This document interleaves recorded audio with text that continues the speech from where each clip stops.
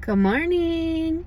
I wanted to hop on and talk to you a little bit about some things that came to me during my Bible in a Year podcast this morning in relation to healing and fasting. And I was also watching a video on YouTube from a doctor, and I forget her name, but I'll try and find it before I post it and make sure I include that information below. She's one of the fasting doctors that you see online. But just a little about me. I started fasting, not eating, about a month ago. I would say solidly for 3 weeks. But, I tried my first fast in August and I'm officially down 20 pounds since August 4th. So in about a month and 3 weeks, I'm down 20 pounds. So to give you another idea, and if I figure out how to do it, I'll show you a picture of where I was about a year ago, which was about 50 pounds heavier than I am today.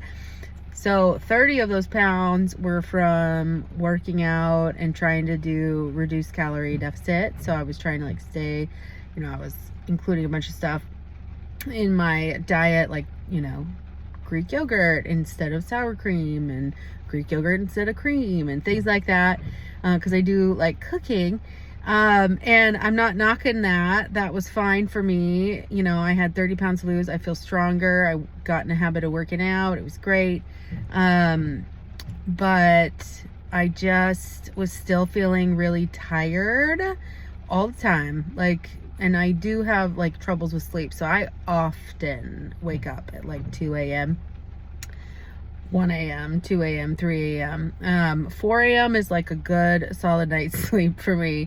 So I wake up very early. I kind of enjoy waking up early because then I can have some time before the kids wake up and do my Bible in a year, do a rosary, pray, watch interesting videos about fasting on YouTube.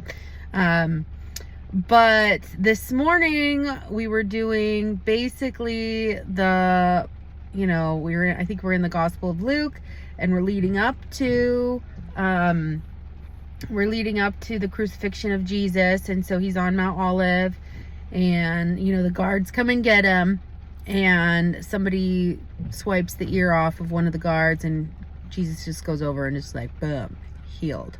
And I had this, because I've been thinking a lot about cellular health, and I've been watching a lot of spiritual fasting videos, and Jesus has command and God has command over the cells of our bodies. And linking that to one of the videos, I'll try and find it for you, because it was really a really good way to frame this whole experience. But one of the things in one of the videos I watched was, when you're fasting, it's putting yourself in the throne, right before the throne of God. And even if you don't say anything, even if you're not praying, you're still in the presence of God, and you cannot help but absorb his love and his healing, even over your cells. So to me, although they explain in fasting, it cleans your cells up, it gets rid of dead cells, it gets rid of all of these bad things that are happening in your body. They don't really know, they know how it works, but they don't really know why it works. And I'm gonna venture to just believe that it's because you're sitting before the throne of God, and he's healing you. And even if you're not praying, even if you're not doing anything, you're still in his presence, and he's healing you. So for me, that's the why. And I kind of like thinking of it like that. So if you're looking for a neat way to frame things, that's a good way to do it. Another thing is I do feel it's important in your spiritual practice to try and figure out where your flaws are and where your weaknesses are. And trust me that when you ask God to show you what your flaws are, he'll show you. Sometimes you need to be slapped across the face and woken up about what your flaws are. but sometimes it's a little like softer and a little slower. And I feel like that's been my experience with self-discipline. So I think that self-discipline has always been something that I have struggled with. I am a avid procrastinator on things, even when I know, in learning through working out, like the more consistent you are and just showing up, like really over time adds up to benefits, which I cannot disclaim. And I am like avid supporter of working out.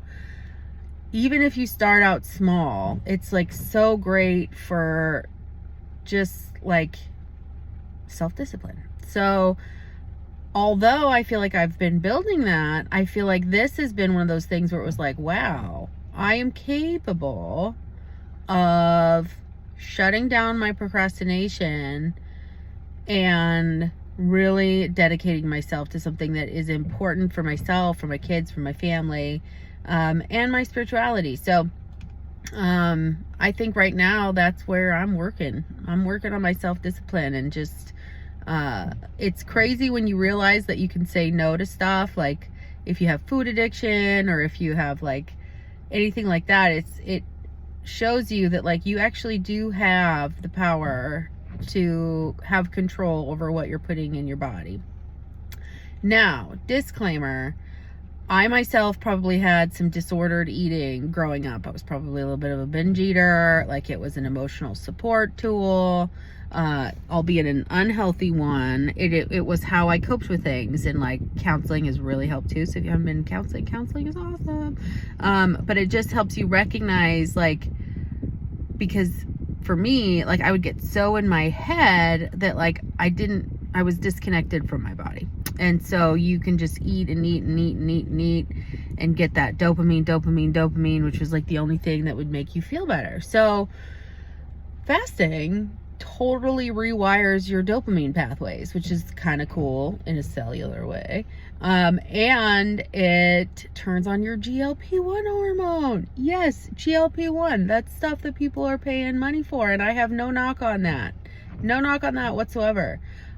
But I'm realizing that I have control over that GLP-1 hormone through fasting. So one thing that I've noticed through fasting, absolutely, and this is probably true for people that are taking the GLP-1 hormone, like synthetic hormone, like that when you are fasting and you get into the regularity of it, my hunger is gone. In fact, it's like hard to eat. Like it's never been a problem for me. So now it's like, bleh. Like, you know that feeling when you like maybe are sick and like you just don't feel like eating, or you're really depressed, or you're going through a really, really stressful time and you don't want to eat? Like whatever that is, whatever kicks on and says like, bleh, food kicks on when you're fasting. So I have tried a 72-hour fast. I'm going to try another one next month with my sister. I've been doing regular every other day 36-hour fasts, and I feel way better on my fasting days. On my eating days, I'm trying to like prioritize protein, veggies first, protein, fats, and then carbohydrates if you're so inclined. So to give you an example, yesterday was like a feasting day, or like a day where I was eating, and I made my kids like broccoli and like some fish and some macaroni and cheese, and girl knows some macaroni and cheese. And so I was like, you know what, I'm gonna have a little bit of this because I've been really good with fasting. I'm down 20 pounds in the last like month and a half, 2 months, and I've also recognizing also I'm trying to like reduce insulin spikes. Another video I was watching, whereas if you eat your veggies first and then your meats or fats and or both, and then the carbohydrates, it like forms like a fibrotic layer. The veggies form a fibrotic layer around your intestines and your gut, and it slows the intake of carbohydrates into your bloodstream. So it slows it down so it's not coming all at once. And so by doing that, it reduces your insulin spikes by like a pretty significant amount, like over 50%. I think she said 75 or 70, but I'm not a doctor, I'm not a biochemist like she is. And so I'm just going to safely say like 50% because I know it was over 50%. And so I got through my broccoli, I got through my fish, and then I was like, okay, now it's time for the macaroni and cheese. I could only take 3 bites, and I was like wanting to eat more of it. It's one of my favorite foods. So just to give you an idea, I was just kind of like disgusted by it. It didn't taste as good. I'm not getting the same dopamine intakes that I probably do anymore. And it was just kind of like bleh. The next, and then I was probably full too from the broccoli and the fish, so I wasn't that hungry anymore, but like I was still allowing myself to have those foods that I do love and enjoy. Well, I thought I did anyway. Maybe my brain chemistry and my microbiome likes it more than I actually do, but anyway, I had that. I couldn't eat it. I had to put most of it back, so I had literally like 3 bites, and they weren't big bites either. So that was kind of a cool like realization, that when your body's getting healed, like it's also healing those things in your body that are driving you to eat unhealthier foods as well. And so just to give you that idea, maybe try it. If you have a disordered eating currently, or you have like diabetes full blown or things like that, like I am not a doctor, I'm not a biochemist, I am not an expert on fasting. I'm just someone who is trying to increase their spiritual life and their health and their energy levels, because I'm 42 and I'm probably going through perimenopause, I don't know, but like I'm trying to feel better, you know, because I haven't been feeling great, and I feel fantastic on my fasting days for the most part. If I don't eat well the day before, I don't get enough calories in, I do experience some of those like hunger moments, and just like, oh, but they do pass. They pass. Drink water, make sure you get your electrolytes in, and I enjoy coffee as well. I am trying to reduce my caffeine intake because I have noticed that I'm starting to feel a little bit like jittery, which has never been a problem for me with coffee. Like I can drink like a whole 14 cup pot of coffee to myself in the mornings, and still feel tired during the day and not jittery and low energy. And since I've started doing these fastings, like I think I'm starting to get a little more sensitive to the caffeine. And so today I ordered, okay, so where I live, they don't have a lot of those, like, I'm from Montana originally, and where I come from on the west part of the United States, we love our coffee, and you can find coffee in every parking lot. There's a little coffee stand, a little hut. You can get coffee everywhere. Where I live now on the East Coast, like they don't believe in that for some weird reason, and you can only get coffee through like drive-through. So I had to go get just a coffee. It's a fasting day. I didn't eat anything. But I was like, I had probably 2 big cups of coffee. 1.5, which is rare for me. I usually drink a lot more.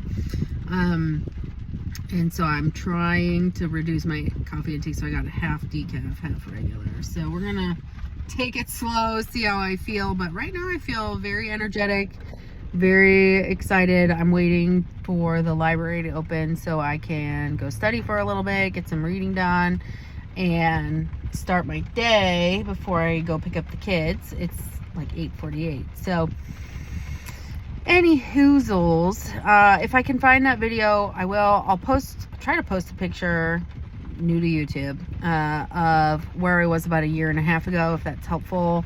I can notice a lot of like reduction of inflammation in my face, in my like jowl area.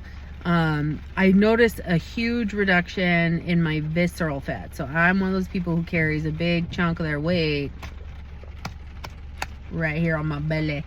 So I don't have like huge arms or legs or anything like that. They kind of look disproportionate, I would say, to like the rest of my body. But you know, I struggle with PCOS, and so maybe that's normal. But I also, with PCOS, notice a reduction in the hair growth in the areas that you don't want to be growing it, like your chin or your feet, things like that. It's still there, but it's like not as strong, and there's not as many. So something to think about. I think it's helping heal my hormones. So today I'm going to spend time in the throne of God and hopefully absorb some of his healing and pray. You know, if you have anything particular you want me to pray about, like I've been doing it, been fasting every other day, so give me something to pray about, I'll do it. I will include that in my requests to the GOD today during my fasting time. So stay prayed up. Try reading the Bible. If you can't read it, which I don't really enjoy reading, but I like to listen to it in the Bible in a year, I would recommend that. Yeah, let's get some healing. Bye.